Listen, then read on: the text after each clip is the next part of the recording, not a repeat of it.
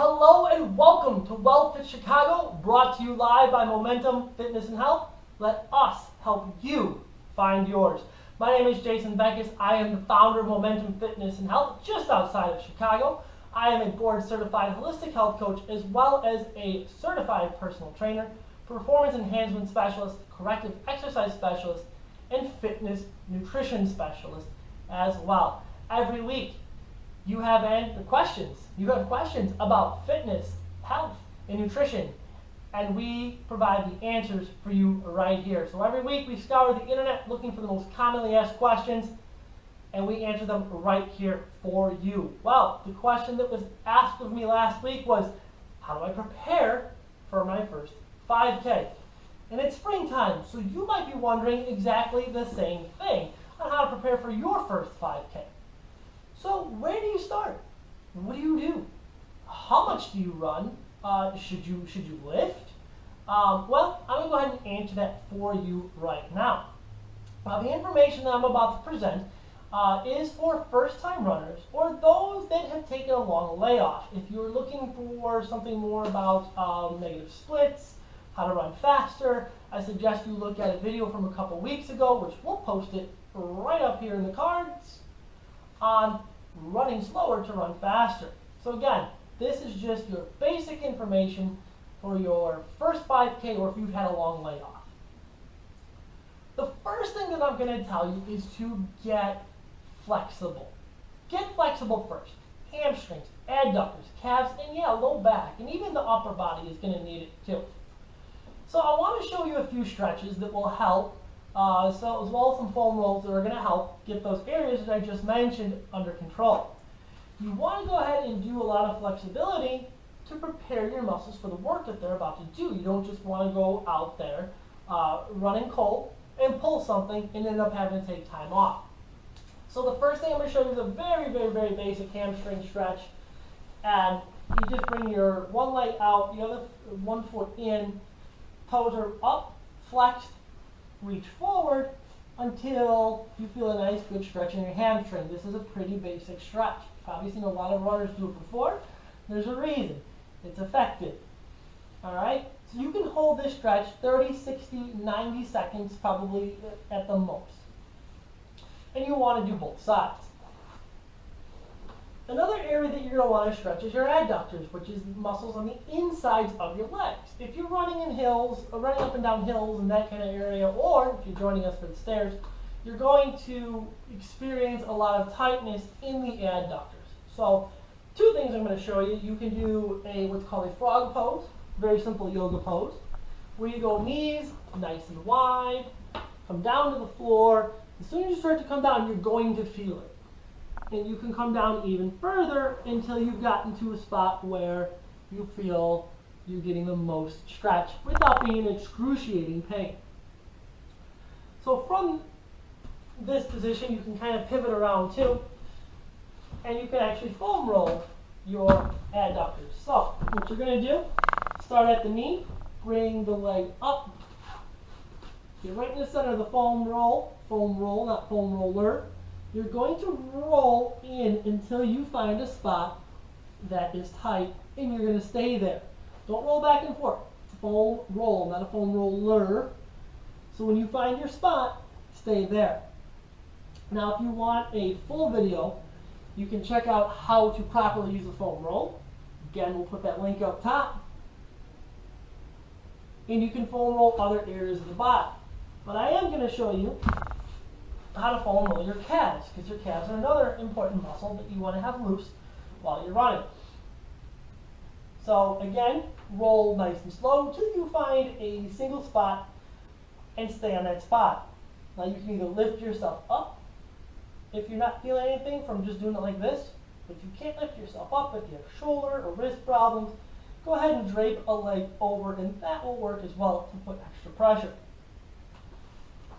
One last stretch. Again, if you're running uphill, if you're running into the wind, if you're running outside a lot, you're probably going to be leaning forward quite a bit, and you're going to put some stress on your low back, and that low back might get a little tight. So I'm going to show you a stretch for that. Right leg goes out. Left foot goes behind that right knee, Take that right elbow, hook it behind that left knee, and turn and face behind you, and you're going to get a nice stretch in your low back. And you might even, if you're tight like me, get a little stretch in your piriformis, which is another very, very important muscle to stretch. So like, just to give you a bonus one I wasn't planning on, you can stretch the piriformis by doing what they call a pigeon pose. And there's quite a few variations. But the standard pigeon pose is to go into basically a down dog, bring your left knee to your left wrist, and come down just as you did in the frog pose. And that'll help stretch out the hips, the piriformis, and some other pretty important areas. They're going to keep you running better.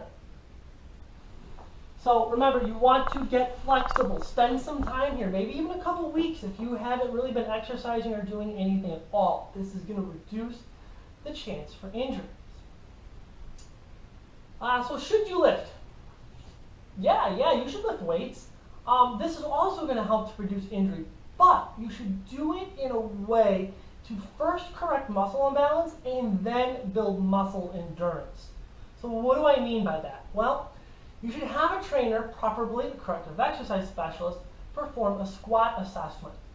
And then the exercises they give you are going to help with your knees, your ankles, your hips to reduce the chance of injury. So what they would typically have you do is stand up with your feet pointed straight forward, underneath your hips, arms up. I'm sorry if my face is off the camera, but we're looking at the knees and the feet anyway. And they're going to watch you squat. They're going to see if your knees go in, if your knees go out, if your feet turn out when you're squatting. All that kind of stuff tells us where you have muscle imbalance. Then from the side, they're going to watch to see, does your back arch or does it round? Do your arms drop forward? That'll tell us what's going on with your upper body. And then, sorry, you have to look at my butt, but you're going to squat again, and we're looking to see, do you shift left or right? You know, what's going on with the lower body? Because if you're shifting when you squat, that tells us that one side of your body is weak and the other side of your body is tight, and then we can provide exercises that will balance that out and give you a reduced chance for injury. So you're going to want to do these exercises until you get that balanced out and then focus more on strength endurance. So, do you ever get to run? Well, of course you get to run. So about 6 or 8 weeks out, I always suggest 8 so you can build into it if you haven't run in a while or you haven't run at all before. So you want to take about 8 weeks out to start running, or running with a purpose. Because if you've already been doing some walking, some running, you've already got a jump start, and that's a good thing. So you'll get a little bit ahead of, your mileage and stuff like that. But now if you haven't been running at all, start with 5 miles per week. It doesn't seem like a lot. You don't need to run a lot. The whole race is only 3 miles, and you're going to build it over time. So start with 5 miles per week, run about 4 times a week, 3 shorter runs with 1 long run. Okay? And it's okay at this point to walk, run, or do some kind of combination of walk, run. So start with 5 miles, 4 runs, 3 short runs, 1 long run. Okay? We'll put that up here so it makes sense to you. And then the very next week, you want to run 10% more. So you're going to run 5.5 miles. Then the next week, you're going to build another 10%.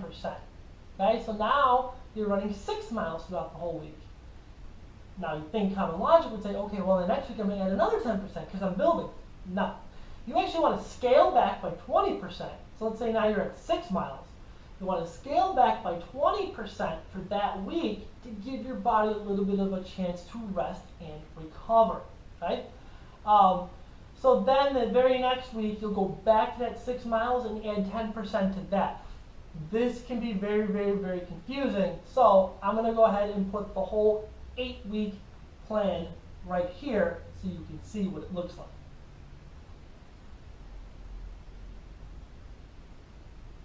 Alright, let's see if I can find my spot here. Okay.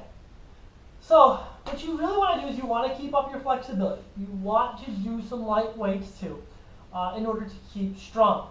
Now if you start to experience things like shin splints, check out this video on how to do certain exercises that are going to help you with shin splints.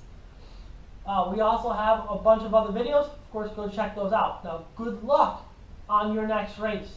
Now, if you've been running for a while and you want to get faster, you want a negative split, then you can check out this video on why running slower can help you run faster. So join me next week at 11 a.m. Live, Friday, Central Time. We start that again. Join me next week, Friday at 11 a.m. Central Time, as I talk about soy, wheat, and you. So until next time, I hope that you can find your momentum. Thank you for watching.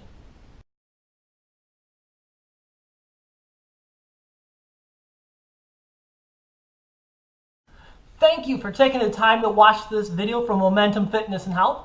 Whether it was one of our WellFit Chicago video blogs, one of our educational videos, or one of our workouts, we hope that it helps you find your momentum.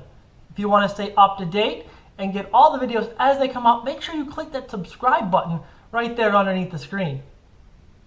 You know, the one that's right there.